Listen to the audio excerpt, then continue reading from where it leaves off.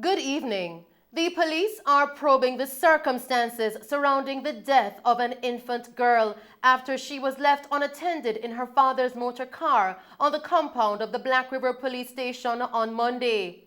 A police source confirmed that the child is the daughter of a policeman assigned to the station. The child died in hospital this morning, 2 days after she was reportedly left in the policeman's car for several hours. When contacted, head of the police's Corporate Communications Unit, CCU, Senior Superintendent Stephanie Lindsay confirmed the incident but could not give specific details. We will bring you more on this story in subsequent newscasts. In other news tonight, the police are seeking the public's assistance to locate 27-year-old ALPHANSO WILLOCKS, otherwise called American Man, of Glendevon, St. James, who has been missing since January 17. He is of brown complexion, slim build, and is approximately 5 feet 11 inches tall. Reports from the Montego Bay Police coming into our news center are that WILLOCKS was last seen at a clinic in Montego Bay, dressed in a gray shirt with blue stripes, blue shorts, and a pair of orange slippers. He has not been heard from since. Anyone knowing the whereabouts of ALPHANSO WILLOCKS is being asked to contact the Montego Bay Police Station at 876-684-908024, Police Emergency 119, or the nearest police station. In the meantime, the Jamaica Constabulary Force JCF has listed 2 men from St. James as wanted for murder. They are 31-year-old Kenroy Roach, otherwise called Tika, from Hampton District in the parish, and 24-year-old Nikilo Lewis from Lilliput, also in the parish. The police are asking anyone knowing the whereabouts of these men or persons with information that could lead to their capture to contact the Montego Bay Police at 876-684-908024 or Crime Stop at 311. Still tonight, Elroy Griffiths, otherwise called Greg, who was listed on the Portland Police Division's wanted list, was captured by a joint military police team during an operation in Hope Bay, Portland yesterday. Griffiths was placed at number 1 on Portland's most wanted list in September 2021 for a murder that was committed on August 20, 2019 in Buff Bay. Reports coming into our news center are that at approximately 5 a.m., an operation was conducted in the Canewood community in Hope Bay in search of Griffiths. Griffiths was found inside a house along with a woman. They were both taken into custody. Commanding officer for the Portland Division, Superintendent Kenneth Chin, says they are warning citizens that harboring criminals such as fugitives is a serious offense for which they can be charged. He is also urging the citizens of Portland to continue being vigilant and to bring to the attention of the police wanted, suspicious, and/or strange persons or activities in and around their communities. Continuing with the news tonight, residents of Greenwich Farm mounted a blockade along Marcus Garvey Drive earlier today in protest against the Police High Command's reassignment of a beloved policeman from the zone of special operations in the area. Here is Kelleen May with the details. 60 residents in the Greenwich Farm community mounted a blockade along Marcus Garvey Drive earlier today in protest of their displeasure in a beloved police officer being reassigned and transferred from the division. One resident, Donovan Bryant, said that the officer, who they call Christian, has always been there for the people in the community, and as such they are requesting that the police high command reconsider the officer's transfer. Yeah, the protest was today was about a good policeman, Christian. He's a good policeman to the community. Everybody loves him and he loves everybody. When he's around here, peace and unity in the community. We play our sports, our football, play a domino competition, and everything goes fine. Road to road, everybody come together as one. Peace and love and unity. Christian is here for we, and we're here for Christian. Christian is a man when he's off duty, he's around we. We miss him And when I need him to come back, and he's a loving policeman, and everybody love him. Yeah, October, November, December. So this month, it'll make 4 months. He's here, but I wake up this morning and heard that them move him. So I'm feel so sorry and feel so bad about that they move a good policeman. And he's a man who love him to the community, and the community love him. So we like them to bring him back into the community. And he's a good policeman, and we need him back. Another resident said that Officer Christian has been instrumental in keeping the peace initiative going. We are demonstrating because of Mr. Christian. You know. Really and truly we are going to the community. He might keep the peace initiative. He might make everything good around here. In terms of even the foolish are going to the community, we can reach out and have a reason and solve the problem. In terms of police and citizens. He's a man who there for we, likewise. We there for him. If look a footballer go on him there, if look a cheater keep, if him can sponsor, him sponsor. Anything at all, look a domino play him there. If sometimes maybe even they even a work and me pass to ask if everything good. So at the end of the day, how can we get rid of a man like that out of the community we can relate with? We need a man like that we can show we love and have and rely on and have around in order to keep the peace. So we can't get rid of a man like that. If we get rid of a man like that, we go on. A 4 kind of people you have, you know. People who can do things, people who can't do nothing, and people who try to do something, and people who can do and not do nothing about it. And he's a man we are do. So that's how it's said. At the end of the day, we need a man like that who can hold the peace. Because him can relate to we and we are relate to him. So that's the whole concept about this demonstration. We need him in our community, we need him around. No, some of the elderly in our community are already gone down by the station at this moment, you know, as I'm speaking. So, we don't know what the outcome pertaining to that at the moment. The council as well was here, and the council went down there as well with the elders. So I don't know, as I said, the outcome of that meeting so far. So I just said that at the moment. Senior Superintendent of Police Kirk Ricketts, in charge of the St. Andrews South Police Division, says a team of officers were sent to the area and the roadblocks were cleared very quickly. The residents are upset that a particular police officer has been transferred from the community. We currently have a zones of special operations, and last week there was a routine transfer where a number of police officers were transferred throughout the division, which also impacted police officers working in the zone. This particular police officer has been transferred for no specific reason involving the zone. It's a routine transfer to cross-training and job enrichment. And as such, they are expressing their displeasure at this decision. While I am pleased that they would have found the police officer's service to be at the level that they would want to express their displeasure at him being transferred.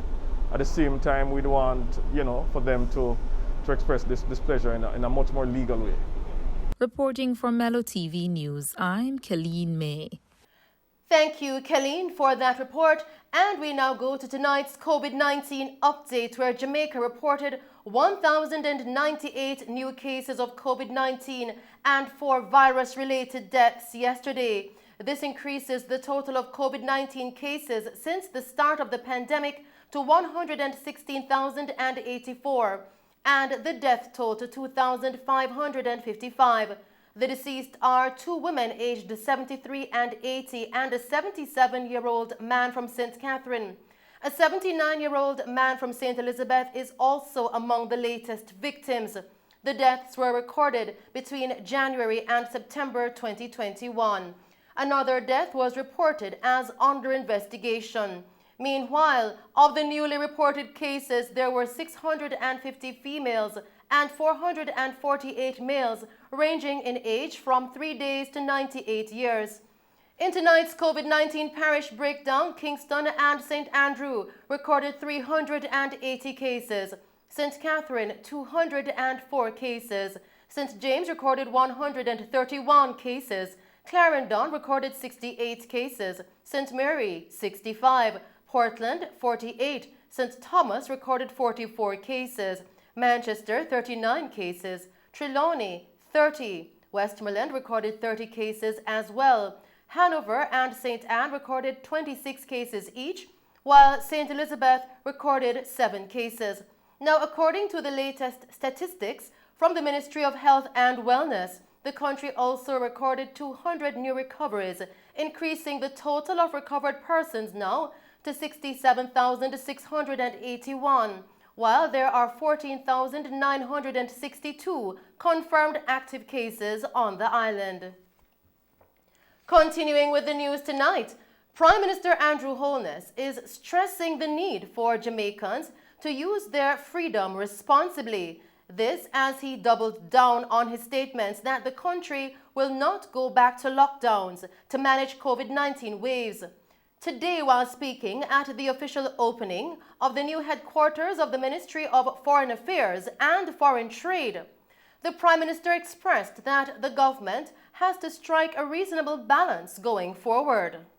There are rules and regulations and requirements under the DRMA which have been set many months ago, which the nation was advised of, and it is these rules that we will continue to observe. Now, there are those who would want to see tighter rules, but we have to reach a reasonable balance. Tighter rules could mean less work, it could mean less economic activity, less income, and that could also mean more social problems. The Prime Minister has been criticized for his comments indicating argument done in relation to tighter COVID-19 restrictions. This as the country's COVID-19 indicators are moving in the wrong direction.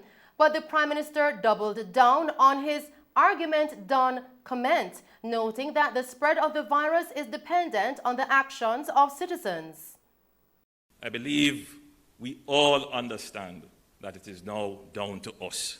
In this, our 60th year of independence, what does independence mean? It doesn't mean freedom to do as you wish. It means freedom to act responsibly. And I reinforce the point that, yes, government has a duty to protect the citizen, even against themselves. But in a democracy, which we claim, where people have freedom, that freedom comes with an inescapable responsibility. This nation must develop and learn to use their freedom responsibly. And as the leader of the nation at this time, regardless of pushback, objections, I must stand firm, to borrow a term from my friend Mark, indeed, that we must act responsibly. Each citizen must do their part. The government can only do so much. Government has limits. Meanwhile, Minister of Health and Wellness, Dr. Christopher Tufton, has moved to clarify Prime Minister Andrew Holness's comments, indicating argument done in relation to tighter COVID-19 restrictions. The Health Minister says the Prime Minister's comments were taken out of context. I think that the interpretation of the response may some clarification, correction, if you will. And the truth is that the government has never approached the response to COVID, even in this period of a fourth wave, with a single response. We have had a multifaceted approach to the response. Vaccination remains the most effective, and we continue to press that case. And I think the Prime Minister, very understandably so, is as frustrated as I am. Dr. Tufton says the push towards vaccination is only one pillar of the government's strategy to deal with the current fourth wave of infections. He says the government has put other preparations in place to contain the spread of the virus. The minister notes the restrictions under the Disaster Risk Management Act and the continued construction of field hospitals as important elements of the response strategy.